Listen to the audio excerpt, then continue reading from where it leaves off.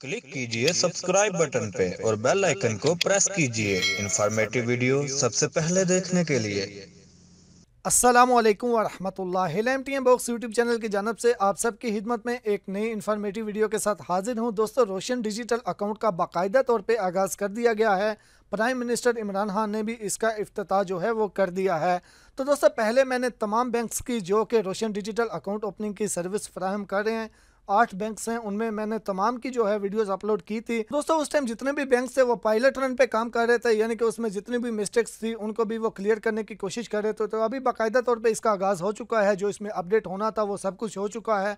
तो अभी फाइनल जो है वो किस तरीके से हम मोबाइल फ़ोन से अकाउंट ओपन करेंगे, अभी बहुत ही अच्छे तरीके से, बहुत ही आसानी के साथ आप ओपन कर सकते हैं। शर्त ये है कि आपके पास डॉक्यूमेंट्स पूरे होने चाहिए। जिस तरीके से मैं आपको बताऊंगा, इंशाल्लाह 48 वर्किंग आवर्स के अंदर अंदर, यानी कि वो फ्राइडे या संडे या मंडे नहीं होना चाहिए, वर्किंग टाइम होना चाहिए, वर्किंग डे होना चाहिए। तो 48 आवर्स के अंदर अंदर आपका इंशाल्लाह 100% अकाउंट जो है वो ओपन हो जाएगा। मस्ट ये है कि डॉक्यूमेंट्स आपके पास पूरे होने चाहिए, और जो फॉर्म आपने फिल करने हैं, बाकी डॉक्यूमेंट्स तो ऐसे होंगे जो सब आपके पास ऑलरेडी होंगे, लेकिन इसमें 3 फॉर्म्स जो हैं वो आपको वेबसाइट से ही डाउनलोड करने पड़ेंगे। आप उन फॉर्म्स को भी पहले से रेडी करके रख लीजिएगा, या फिर मुझे व्हाट्सअप कर दीजिएगा, मैं भी आपको व्हाट्सएप पे वो फॉर्म जो है वो तीनों सेंड कर सकता हूँ, या फिर आप वेबसाइट से भी आसानी के साथ उन फॉर्म को डाउनलोड कर सकते हैं।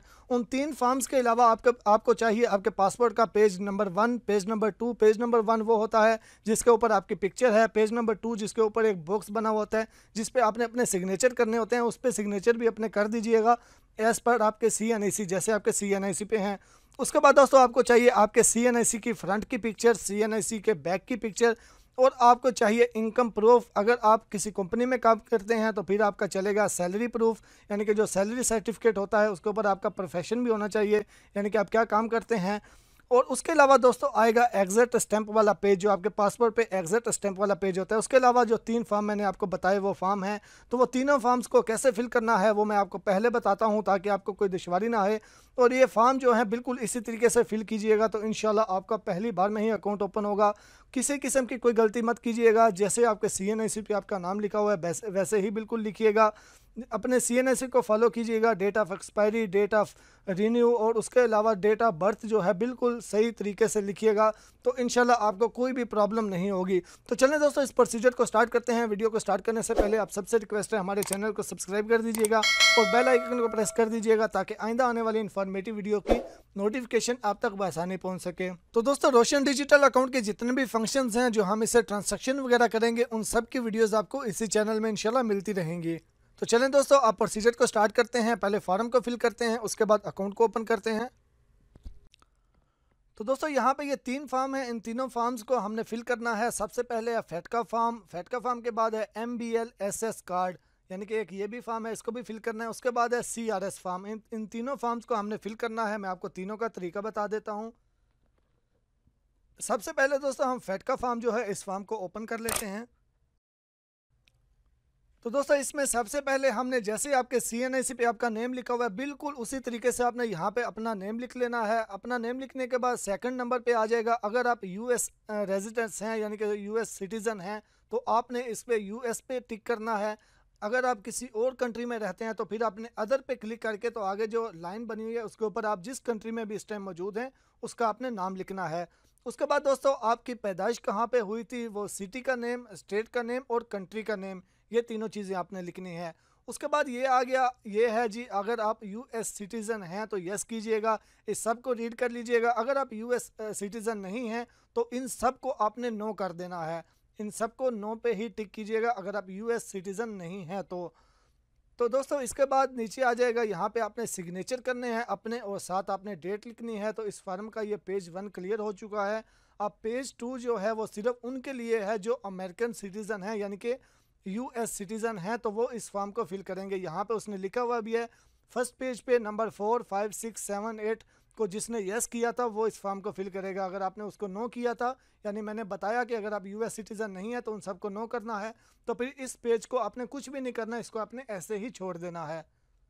ये फॉर्म, ये फर्स्ट वाला हमारा कंप्लीट हो चुका। उसके बाद आ गया SS कार्ड, MBL-SS कार्ड, तो इसको ओपन करते हैं। दोस्तों, इसके ऊपर सबसे पहले आपने लिखना है टाइटल ऑफ अकाउंट, जैसे आपके CNIC पे आपका नेम लिखा हुआ है बिल्कुल उसी तरीके से आपने यहाँ पे अपना नेम लिखना है।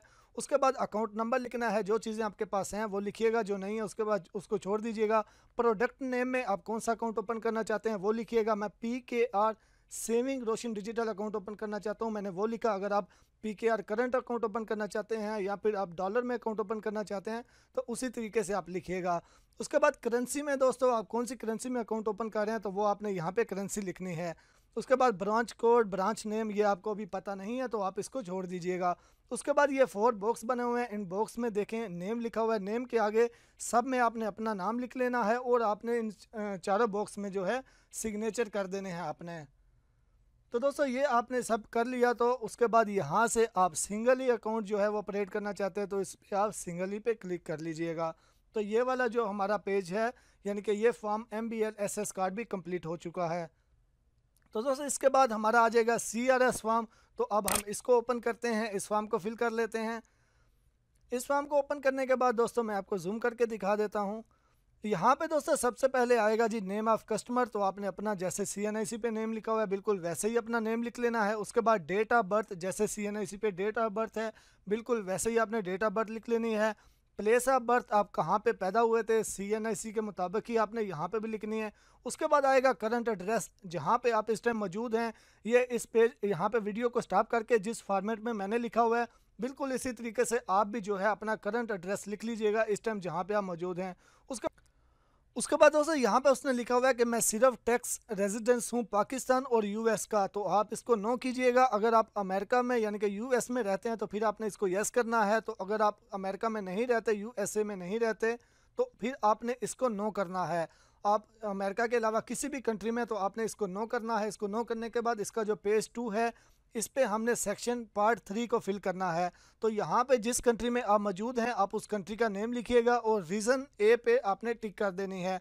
रीज़न A का मतलब है कि मैं जिस कंट्री में रहता हूँ वो मुझे कोई भी रजिस्ट्रेशन टैक्स रजिस्ट्रेशन नंबर नहीं देते। तो आपने इसको इस तरीके से कर लेना है। उसके बाद दोस्तों आपने यहाँ पे अपने सिग्नेचर कर देने हैं। सिग्नेचर करने के साथ आपने डेट लिख देनी है। तो ये हमारा CS फॉर्म जो है ये भी कंप्लीट हो चुका है बिल्कुल मुकम्मल। इसके बाद जो इसका लास्ट वाला पेज है उस पर कुछ भी करने की ज़रूरत नहीं है।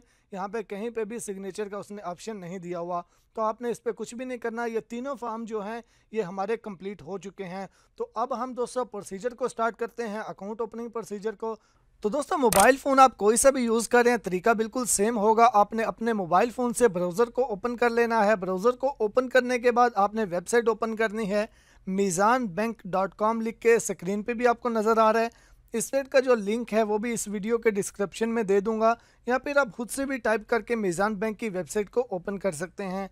तो दोस्तों इसको ओपन करने के बाद आपको मिलेगा ओपन ए न्यू अकाउंट। तो यहाँ ओपन ए न्यू अकाउंट पे क्लिक करनी है। तो मीज़ान बैंक के जितने भी अकाउंट्स हैं सब की डिटेल यहाँ पे शो होगी।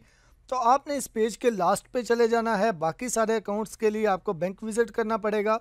तो रोशन डिजिटल अकाउंट हम ओपन करना चाहते हैं तो इस पेज के लास्ट में हमें मिलेगा रोशन डिजिटल अकाउंट।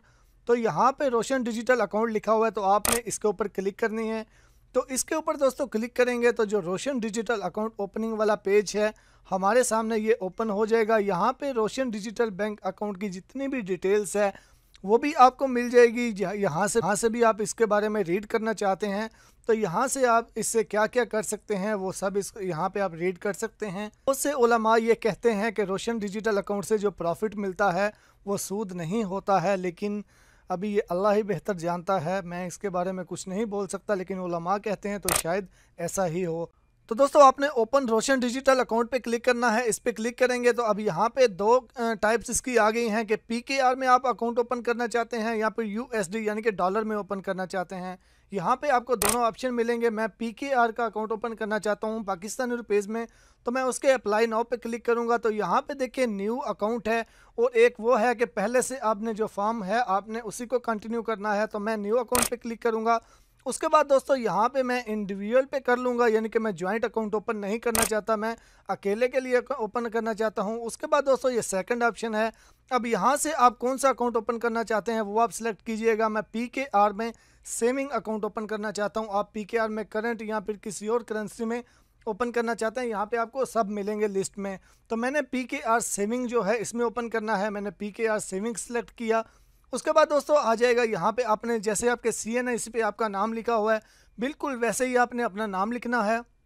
उसके बाद दोस्तों आपने अपना ईमेल एड्रेस लिखना है, वही ईमेल एड्रेस जिसमें आप अभी लॉगिन होंगे, यानी कि इसमें वन टाइम पासवर्ड भी आएगा। उसके बाद आप मेल हैं या फीमेल हैं वो सिलेक्ट करना है, सिंगल हैं या फिर शादीशुदा हैं आपने वो सिलेक्ट करना है। उसके बाद आईडी टाइप आपके पास आईडी यानी कि CNIC है, नाइकॉप है, जो भी आपने वो सिलेक्ट करना है। जो अगर पाकिस्तान से बाहर होते हैं मैक्सिमम उनके पास नाइकॉप ही होता है, या फिर अगर आपके पास नाइकॉप नहीं है सिंपल CNIC है तो यहाँ से CNIC सेलेक्ट कीजिएगा। उसके बाद आईडी नंबर जो आपका CNIC का नंबर है आपने वो यहाँ पे लिखना है। उसके बाद आएगा आईडी एक्सपायरी डेट, CNIC की जो एक्सपायरी डेट है आपने वो लिखनी है। उसके बाद दोस्तों CNIC की इशू डेट, आपका CNIC कब इशू हुआ था वो डेट, सब कुछ CNIC के ऊपर लिखा हुआ होता है। उसके बाद दोस्तों आपने पासपोर्ट नंबर लिखना है, आपका जो पासपोर्ट है उसके ऊपर जो नंबर है वो लिख लीजिएगा।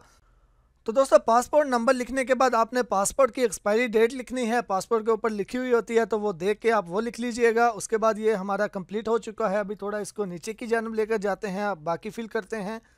तो दोस्तों ये हमारा यहाँ तक कंप्लीट हो चुका है। अब हमने लिखना है मोबाइल नंबर, आप जिस कंट्री में भी इस टाइम मौजूद हैं आप वहाँ का ही मोबाइल नंबर लिखिएगा कि ताकि अगर बैंक को आपके साथ रब्ता करना पड़े तो वो भी कॉल पे आपके साथ रब्ता कर सकें।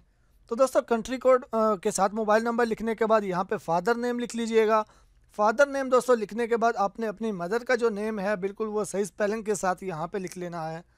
फादर नेम और मदर नेम लिखने के बाद आ गया डेट ऑफ बर्थ, तो आपकी जो CNIC के ऊपर डेट ऑफ बर्थ लिखी हुई है बिल्कुल उसी तरीके से लिखिएगा। उसके बाद आएगा कंट्री ऑफ बर्थ, आपकी पैदाइश कहाँ पे हुई थी आपने वो लिखना है। उसके बाद सिटी ऑफ बर्थ आपने हुई थी वो, उसके बाद आपके पास नेशनैलिटी कौन से कंट्री की है आपने वो लिख लेना है। उसके बाद आपकी एजुकेशन क्या है आपने वो यहाँ से सिलेक्ट कर लेना है। उसके बाद दोस्तों आएगा आप मुस्लिम हैं या नॉन मुस्लिम हैं तो वो आपने यहाँ से सिलेक्ट करना है।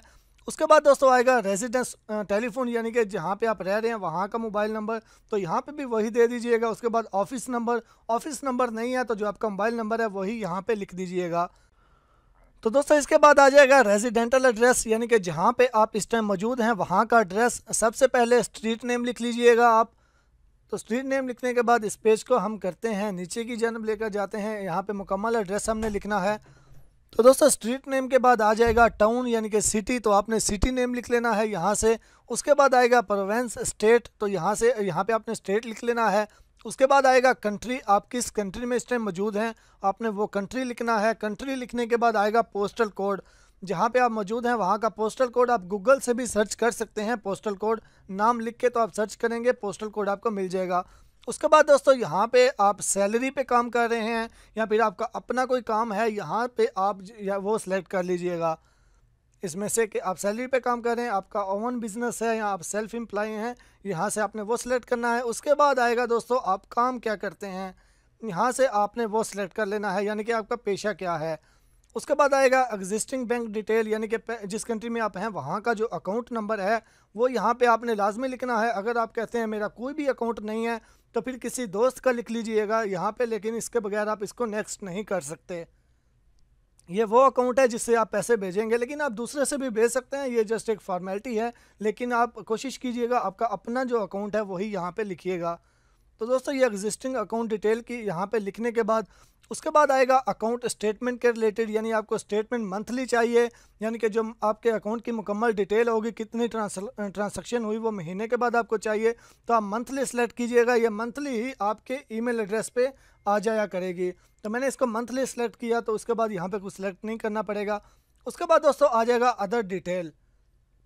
अदर डिटेल में आएगा कि आपकी सोर्स ऑफ इनकम क्या है, तो मैंने यहाँ से सैलरी सेलेक्ट किया। आप जो भी सोर्स ऑफ इनकम सेलेक्ट करेंगे उसके रिलेटेड ही आपको सोर्स ऑफ इनकम का डॉक्यूमेंट देना पड़ेगा। उसके बाद दोस्तों आ जाएगा पर्पज़ ऑफ अकाउंट, ये इन्वेस्टमेंट है, इसको चेंज नहीं कर सकते।